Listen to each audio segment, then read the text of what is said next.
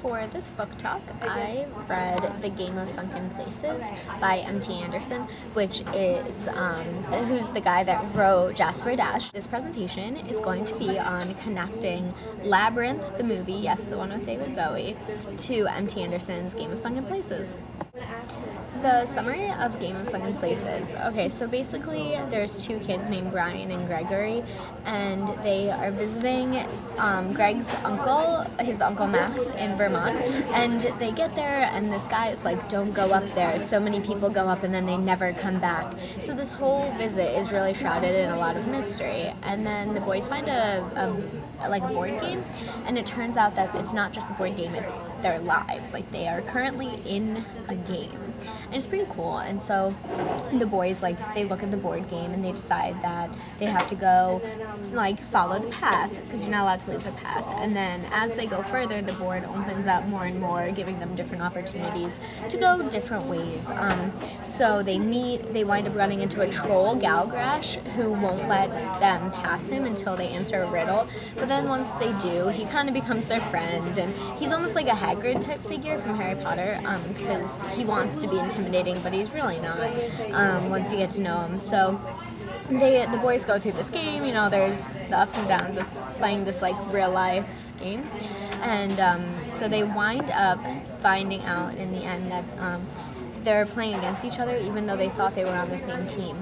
So the game ends, the good guys win, and then it turns out that none of it is real, which was kind of annoying, but none of it's real, and that this whole thing was a creation of Prudence, Uncle Max's adopted daughter type figure, made it all up, and she created this whole game, and they've been living in her imagination or something, even though they're real. It's confusing. They're real, but the game is not, and then the world disintegrates. And do you think that's weird? So let's compare it to The Labyrinth, which is a connection that I almost drew immediately, but that's probably because I'm kind of obsessed with that movie.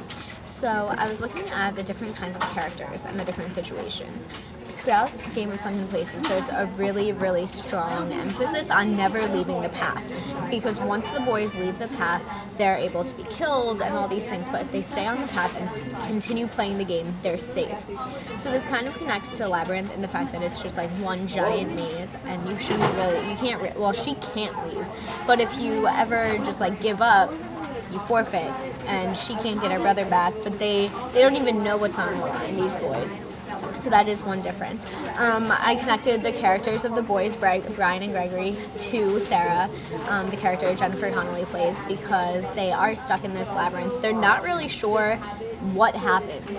In 5 seconds, they were whisked away to this crazy world where Sarah is stuck in the labyrinth controlled by David Bowie, and Brian and Gregory are stuck in this game controlled by Prudence. So that's another obvious connection between David Bowie and Prudence.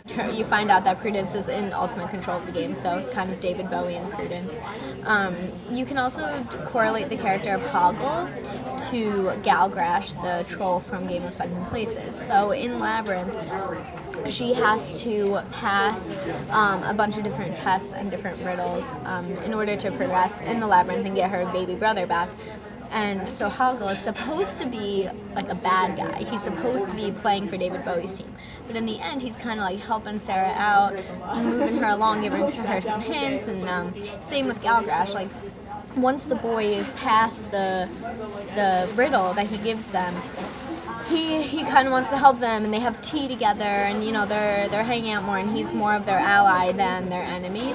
However, you can also compare Galgrash to the doorknobs of Labyrinth, because they are basically the ones Sarah needs to get by with the riddle, and they're two very confusing people, and she winds up shoving the door knocker into their mouth, but they're constantly talking in riddles and trying to trick her into which door she should go into, which again parallels the boys, the board opening up, and they always have to choose one way. So those are just a few of the connections that I made between the Labyrinth and Game of Sunken Places. It took me a really long time to decide if I was going to do the Labyrinth, or it could totally be connected to Jumanji. I saw things of a series of unfortunate events in there, but I thought that Labyrinth made a lot of very, very clear connections between character Y, character X, you know. So I hope you enjoyed this video, brought to you by Melissa and Bleecker Street. And yeah, okay, have a great day.